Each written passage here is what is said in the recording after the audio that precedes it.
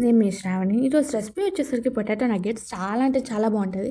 వంట రాని వాళ్ళు కూడా చక్కగా చేసేవచ్చు. పొటాటోస్ని ముందుగా బాయిల్ చేసుకోండి. బాయిల్ చేసుకున్న తర్వాత దాని పీల్ తీసేయండి. తొక్కుని తీసేసిన తర్వాత చక్కగా మెత్తగా నలిపేసుకొని పక్కన పెట్టుకుని, ఈ లోపల మనం చిన్న గిన్నెలో కార్న్ఫ్లవర్, మైదా, కొంచెం బేకింగ్ సాల్ట్ వేసుకుని, ఇంకా మనం గరం మసాలా, ఉప్పు, కారం, కొంచెం పసుపు వేసుకొని మొత్తం కలిపేసుకున్న తర్వాత ఈ పొటాటోని కూడా దాంట్లో మిక్స్ చేసి చక్కగా చపాతీ పిండి ఎలా కలుపుకుంటాం అలా కలుపుకొని పక్కన పెట్టుకోండి.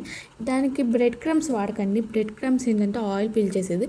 బ్రెడ్ క్రమ్స్ పళ్ళు నేనేం చేస్తానంటే, మనకి టోట్స్ దొరుకుతాయి కదా, టోట్స్ అంటే రస్కుల్ని మనం చక్కగా మిక్సీ జార్లో, నేను ఎందుకు రస్కులు వాడుతున్నానంటే అది ఆయిల్ పీల్చుకోదు.